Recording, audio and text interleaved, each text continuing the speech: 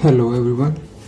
So we are back with another video in the series of contemporary example for ethics and essay. So these videos that I am uploading on my channel will be short, crisp and very informative. Okay, so these videos will help you to relate the contemporary examples and happenings with the ethics topics and will be also be helpful in your essay. Okay, so let's start the video.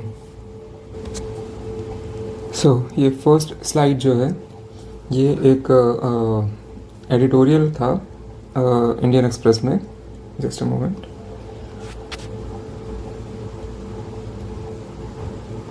ठीक है, on the impact of digital divide on impact of caste on digital divide. ठीक है, तो थोड़ा frequently इसको हम cover कर लेते हैं. इसमें एक्चुअली क्या है, जो स्कॉलर्स के नाम दे रखे हैं एंड उनके जो व्यूज़ है वो बहुत ज़्यादा इंपॉर्टेंट है. ठीक है, जैसे निकोलस डर्क. ठीक है, who is he? American academic and CEO of New York academy of science.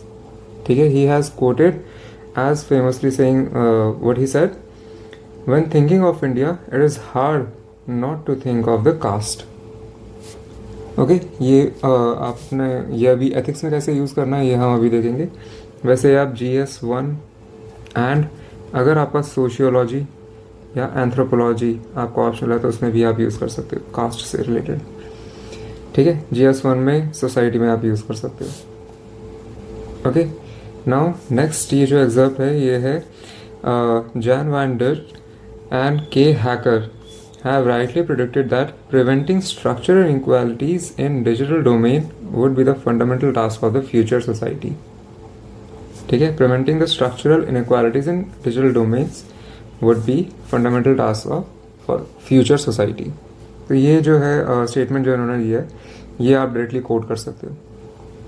ठीक है, नेक्स्ट जो एग्जर्प है इसमें एक्चुअली छोटा सा ही मैंने इसको बॉक्स में किया है. You have to use this term under connected. ये आप GS में कहीं पे भी यूज कर सकते हो.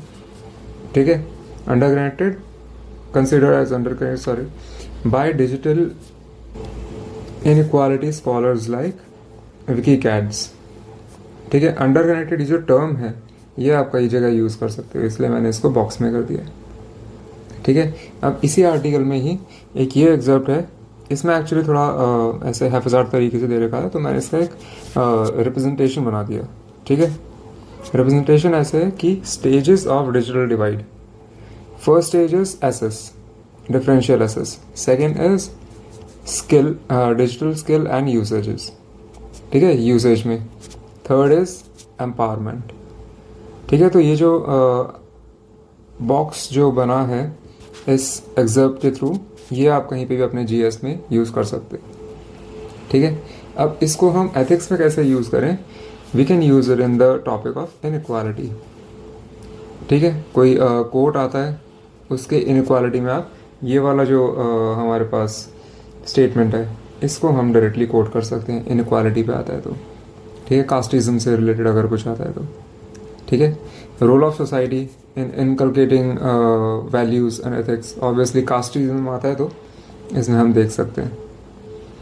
ठीक है, तो ये जो एग्जर्प्स हैं ये आपके लिए बहुत ज़्यादा इंपॉर्टेंट है. स्पेसिफिकली जो स्कॉलर्स ने कह रखा है ये आप एसे में बहुत ही अच्छे तरीके से यूज़ कर सकते हो. और अगर ऑप्शनल सोशियोलॉजी और एंथ्रोपोलॉजी है, सोशियोलॉजी या एंथ्रोपोलॉजी, उसमें भी आप काफ़ी अच्छे से यूज़ कर सकते हो. Okay okay, so this next next slide is not directly related to ethics, but इसमें हम कुछ पॉइंट्स देख सकते हैं. जैसे मैंने अब एक बॉक्स बना रखा है LEQ. ठीक है, this one, a voice activated robotic companion powered by artificial intelligence is a part of the New York State effort to ease the burden of loneliness among the older citizens और older residents यानी senior citizens जो हैं उनके लिए. ठीक है, तो ये एक रोबोटिक कंपेनियन बना दिया गया है. ठीक है, तो अब इसमें हमें क्या देखना है, इसमें कुछ और मैंने एग्जांपल्स लिख रखे हैं. फॉर एग्जांपल जैसे अभी ये तो LEQ जो है ये ओल्डर जो है सीनियर सिटीजन्स उनके लिए हैं, सीनियर सिटीजन्स के लिए हैं। ठीक है, अब चिल्ड्रंस के लिए कैसे है? चिल्ड्रंस के लिए काफ़ी सारे ऑनलाइन गेम्स बना रखे हैं। जैसे काफ़ी टाइम पहले एक गेम निकला था, blue whale challenge. Okay, blue whale challenge, ठीक है, उसमें चैलेंजेस होते हैं जो आपको कंप्लीट करने पड़ते हैं और वो काफ़ी ज़्यादा डेडली भी साबित हुआ था। ऐसे ही पोकेमॉन का एक गेम आया था वर्चुअल रियलिटी पे, तो उसमें यह आया था कि भाई जो नॉर्मली लोग बहुत ही ज़्यादा पागल हो गए थे इस पोकेमॉन वर्चुअल रियलिटी के चक्कर में, कि वो लोगों की प्रॉपर्टीज़ के अंदर घुस के और वो जो सिंबल है वर्चुअल रियलिटी में फ़ोन के थ्रू जो दिखता था उसको मतलब लेने के लिए, जीतने के लिए लोगों की प्रॉपर्टी में घुस रहे हैं, घरों में घुस रहे हैं। ठीक है, एक पागलपन सा हो गया था बच्चों में और काफ़ी एडल्ट्स में भी। अब आजकल क्या एडल्ट्स जो हैं, पहले फैमिली उनकी मैरिजेस या उनके रिलेशंस जो हैं उनको हैंडल करती थी, आजकल क्या है, ऑनलाइन डेटिंग। ठीक है, तो ये कुछ एग्जांपल्स जो हैं, ये जैसे यहाँ पे AI एक्टिवेटेड रोबोट या ऑनलाइन गेम्स, डेटिंग एप्स। तो what I am trying to convey is nowadays people have outsource their social relations and activities to the technology. ठीक है, जो काम पहले सोशली एक कॉन्टैक्ट में रह के हो जाता था, these days it is being outsourced and done by the technology. ठीक है, तो इसमें ही एक ये लाइन मैंने कहीं पे पढ़ी थी, human structure technology, technology restructuring humans. Humans ने तो टेक्नोलॉजी को एक स्ट्रक्चर दिया, एक स्ट्रक्चरल फॉर्म दिया। Now technology is in return restructuring humans. Okay, जैसे ह्यूमन ने AI बनाया, फॉर एग्जाम्पल AI का ही ले लेते हैं, ChatGPT। Humans made ChatGPT.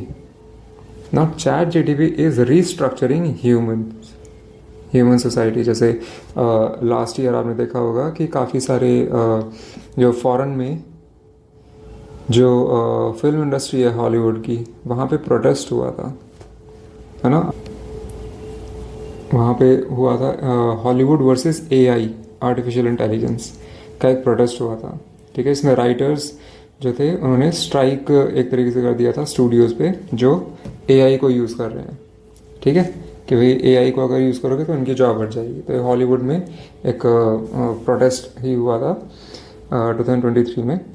ठीक है, तो वही है कि जैसे AI बनाया कि इंसान की लाइफ आसान हो जाएगी, बट वो और AI ने इंसान की लाइफ जो है मुश्किल कर दी। Human structure technology, now technology restructuring humans.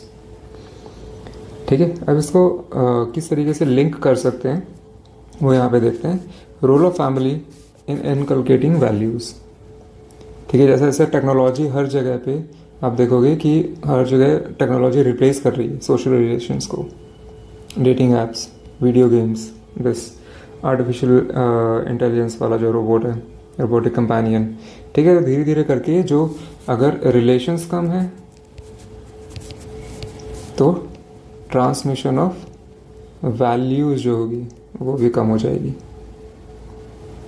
ठीक है, वैल्यूज़, मॉरल्स, ये भी धीरे धीरे करके ट्रांसमिशन उनका कम हो जाएगा। ठीक है, ऐसे में इसको आप बहुत ही अच्छे तरीके से यूज़ कर सकते हैं। ऐसे ही कुछ साल पहले, आई थिंक 1 या 2 साल पहले, जापान में एक डॉग, एक आर्टिफिशियल कुत्ता भी बनाया गया था जो कुछ पेशेंट्स के, डायमेंटिया पेशेंट्स और ओल्ड एज जो हैं सीनियर सिटीजन्स, उनको कंपेनियनशिप देने के लिए बनाया गया था। ठीक है, वो भी कहीं ना कहीं से इसी टॉपिक से रिलेटेड था। Okay, now next, captain Anshuman Singh. ठीक है, इनके बारे में यूट्यूब पे या इंस्टाग्राम पे या UPSC तैयारी कर रहे हो, आपको इंस्टाग्राम नहीं चलाना चाहिए। ठीक है, या कहीं ना कहीं आपने शॉर्ट्स या क्लिप्स वगैरह देख ली होंगी। न्यूज़पेपर में भी एक छोटा सा आर्टिकल, न्यूज़ आई थी इन पे, इंडियन एक्सप्रेस में। तो उनके बारे में थोड़ा हम एक बार देख लेते हैं कि उनको हम कहाँ यूज़ कर सकते हैं, उनके एग्जाम्पल को कहाँ हम यूज़ कर सकते हैं। एक छोटा सा ब्रीफ मैं आपको बता देता हूँ कि captain Anshuman Singh, he was graduated from arm force medical college Pune. He was a doctor in Indian army. So जो उनकी सेकंड पोस्टिंग थी सियाचिन ग्लेशियर लास्ट ईयर 2023 में, he got posted in Siachen glacier on 19th July 2023. वो उनके ही वहाँ पे सियाचिन में कोई वेयर हाउस या कोई स्टोरेज फैसिलिटी थी, तो वहाँ पे आग लगने की वजह से वहाँ जो चीज़ें थी, जो उनका मटेरियल था, वो जलने लगा. तो he bravely entered that warehouse, ठीक है, एंड वहाँ पे उन चीज़ों को बचाते बचाते ही डाइड. ठीक है, ये उनका ब्रीफ है. ये आपको ऐसे पता होना चाहिए. यूपीएससी पर्सपेक्टिव से इतना यूज़फुल नहीं है. यूज़फुल इसका अब एक हफ्ते पहले उनको कीर्ति चक्र से सम्मानित किया गया. ओके, तो ये एग्जाम्पल जो है ये आप यूज़ कर सकते हैं एथिक्स के सेल्फलेसनेस में, निष्काम कर्म, ब्रेवरी में. ठीक है, he lost his life in for saving three other soldiers, and also for saving the very critical and very important resources, very important material of Indian Army that was there in the warehouse. Siachen glacier तक सामान पहुंचाना ही अपने आप में बहुत ही एक challenging काम है, और वहाँ पे अगर वही चीज़ आग में ख़राब हो रही है तो वो it is a wastage of material, money, efforts. Okay, duty and dedication में भी आप इसको यूज़ कर सकते हैं. ठीक है, कैप्टन अंशुमन सिंह की जो स्टोरी है. ठीक है, पास में भी ऐसे काफ़ी सारे ऑफिसर्स रहे हैं who loss their life for saving others. ठीक है, ओके, नाउ नेक्स्ट स्लाइड. अब ये सुप्रीम कोर्ट की एक ऑब्जर्वेशन है, उसके ऊपर ही है. ये डायरेक्टली हमें ऐसा कुछ खास काम में नहीं आएगी ये न्यूज़, बट इससे रिलेटेड ही हमें कुछ ऐसे पॉइंट्स हैं जो हम एथिक्स में यूज़ कर सकते हैं. ठीक है, जैसे थोड़ा सा इसको पढ़ लेते हैं. Supreme court on Monday held that creative freedom did not include the liberty to lampoon, stereotype, misrepresent or disparage the person with disabilities in films and visual media. ठीक है, तो जो फ्रीडम जो दी गई है, जो क्रिएटिव फ्रीडम जो है फिल्म्स विजुअल मीडिया को दी गई है, उसका ये मतलब नहीं है कि वो किसी भी चीज़ को मिस इंटरप्रेट करके, ठीक है, मिस रिप्रेजेंट करें अपने क्या नाम है जो उनका जो भी मटेरियल है, फिल्म्स, वीडियोस, उनमें. ओके, नाउ नेक्स्ट मैंने नीचे एक बॉक्स बना रखा है कि alleging that insensitive portrayal of persons with disabilities in the film आँख मिचौली produced by Sony doesn't matter. ठीक है, आँख मिचौली मूवी में मिस इंटरप्रेट किया गया है, इनसेंसिटिव पोर्ट्रे किया गया है पर्सन विद डिसेबिलिटीज. ठीक है, तो यहाँ पे मैंने एक शॉर्ट इसी का ही जस्ट एक लिख दिया मैंने. Visual media portraying disables and super crippled. ठीक है, उनको गलत पोर्ट्रे किया जाता है. डिसेबल को कैसे पोर्ट्रे किया रहा है? Super crippled, stigmatizing their disabilities. उनकी जो डिसेबिलिटी है उसे और स्टिग्मेटाइज किया जा रहा है. ठीक है, जैसे पुराने टाइम पे लिटरेचर और काफ़ी सारी मूवीज़ वगैरह में वुमेन को अबला नारी बोल देते थे, कि इस टाइम पे लिटरेचर वगैरह होता था, बुक्स, उसमें स्टोरीज होती थी एंड या पोएम्स थी, उसमें अबला नारी वाला बहुत एक चल गया था. ठीक है, तो ये क्या मीडिया एथिक्स को बताता है कि how media is showing the truth, showing the information in a different form. ठीक है, हमेशा ऐसा नहीं होता है कि कोई डिसेबल्ड है सो ही इज़ क्रिपल्ड. ठीक है, तो उस तरीके से हमें उन्हें नहीं देखना है. काफ़ी अभी लास्ट ईयर ही 2023 में ही हमने देखा कि एक डिसेबल्ड जो थे कैंडिडेट, उन्होंने IAS के लिए पेपर क्लियर किया. हर साल होते हैं काफ़ी, बट उन्होंने उनके हाथ सिर्फ एक ही हाथ था, 2 पैर और एक आई थिंक लेफ्ट हैंड उनका जो था वो एक ट्रेन एक्सीडेंट में कट गया था. But still he didn't give up and वो अभी IAS जो है उन्होंने रैंक वो 2022 में थे. His name is Suraj Tiwari.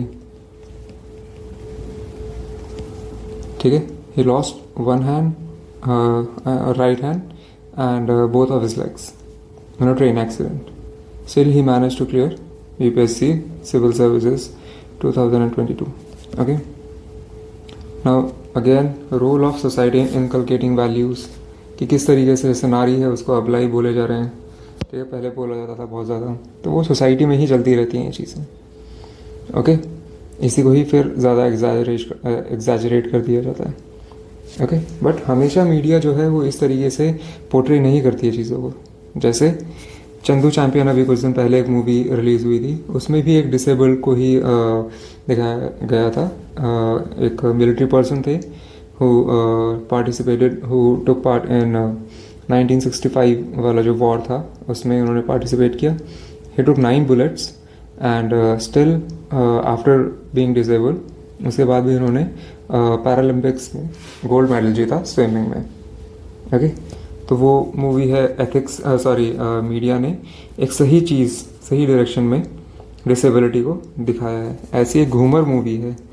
Ghoomar movie क्या है, देयर इज़ अ लेडी, ठीक है, वो क्रिकेटर थी and she was a batsman, और उनका फर्स्ट जो ओडीआई था आई थिंक, उससे पहले ही she lost one of her hand. फिर she tried bowling, she didn't give up actually. तो उसके ऊपर ये मूवी है, काफ़ी मोटिवेटिंग मूवी है. ठीक है, तो मीडिया में जैसे यहाँ पे बताया गया कि ये नेगेटिव शो किया जाता है, पोर्ट्रे किया जाता है, बट मीडिया में पॉजिटिवली भी पोर्ट्रे किया जाता है. ठीक है, now the most important topic, the hot topic, car crash. ठीक है, अभी रिसेंटली मुंबई में हुआ था. There was a BMW who crash, BMW, ठीक है, the driver crash that car into scooter, एक व्हीकल था जिसमें ये जो लेडी थी उनको 100 मीटर तक घसीट के उस कार के साथ ही वो चलती रही कार. ठीक है, अभी कुछ इसी साल शुरू में ही, फर्स्ट हाफ में ही, there was a news of Pune 17-year-old minor crash his luxurious car, एक पोर्शे कार थी, इनटू अ मोटरसाइकिल किलिंग 2. ठीक है, तो अब इसमें क्या है, थोड़ा सा और देख लेते हैं. 300-word essay on road safety complying with the bail conditions of juvenile justice board. ठीक है, वो जो माइनर था तो उसको क्या वो दिया गया, पनिशमेंट दी गई कि he has to write an essay of 300 words on road safety. That's it. Okay, his mistake took life of 2 people. ठीक है, and he has to he has to write only an essay of 300 words on road safety. That's it. Why? Because of the laws condition, because of the bail conditions. ठीक है, तो अब इसमें क्या है, इसको कैसे एथिक्स में यूज़ करना है हमें. First of all, role of family society in inculcating values. कैसे, अब ये जो है minor, he was drunk when he crashed his car. Secondly, he was a minor. ठीक है, how come he got a license to drive a car? ठीक है, next, why his parents gave him a luxurious car, ठीक है, that drives so fast. ठीक है, तो ये सारी चीज़ें हैं जो मतलब फैमिली सोसाइटी किस तरीके से वैल्यूज़ को इनकलकेट करती है. इवन अभी मुंबई वाला जो केस है, ठीक है, इसमें हम देखते हैं कि अभी तो जो कल्प्रिट है उसको पकड़ा जा चुका है, बट जिस दिन एक्सीडेंट हुआ था there was a report, there was a news कि his father who is a politician, he intentionally told his son कि भाई कुछ दिनों के लिए अंडरग्राउंड हो जा, छुप जा. ठीक है, तो पेरेंट्स जो है वो गलती को और छुपा रहे हैं.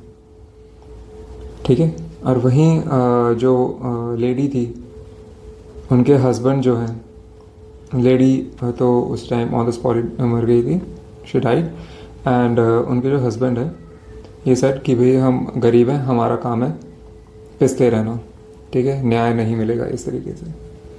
ठीक है, तो इसको यहाँ role of family society in inculcating values. ठीक है, why he was drunk, he was a minor, how did he got a license to drive a car, and why his parents gave him a luxurious fast car to drive.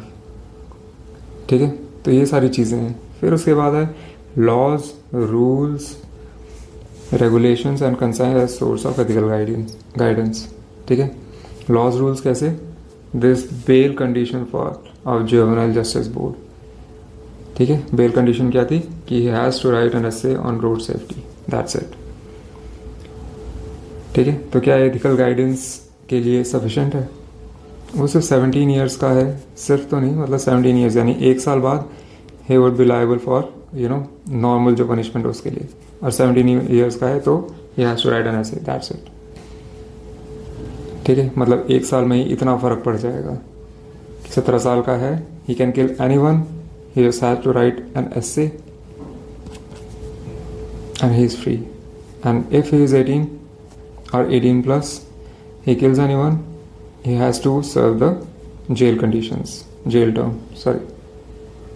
Okay, so laws, rules, regulation and conscience as a source of ethical guidance. तो यहाँ पे rules, laws जो हैं वो हमारे week हो गए थोड़े. अब ऐसे केस स्टडी भी पूछी जा सकती है इसी पे ही.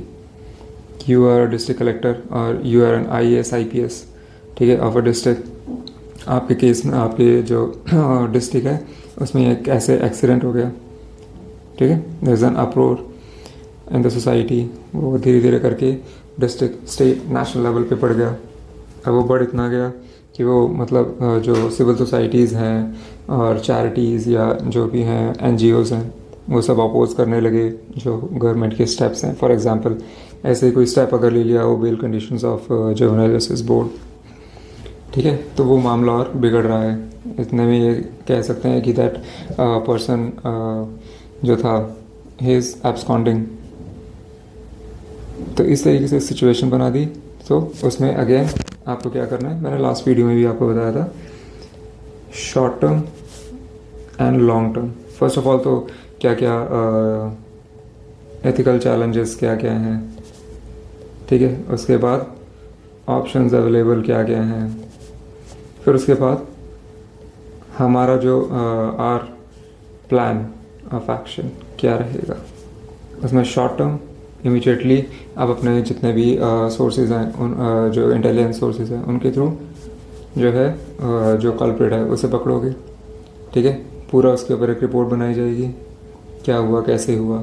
ठीक है, who is the real culprit. ठीक है, रिपोर्ट बना के आप आगे दोगे. फॉर एग्जांपल जैसे भी सिचुएशन है उसमें आपको करना है. लॉन्ग टर्म में awareness is very important. Strict road rules are very important.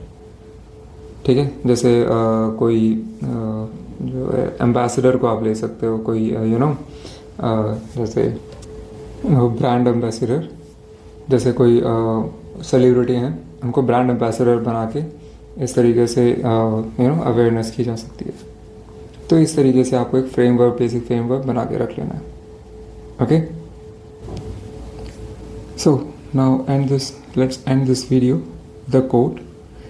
सो यहाँ पे जो कोट लिखा हुआ है, 1 ounce of practice is worth 1,000 pounds of theory.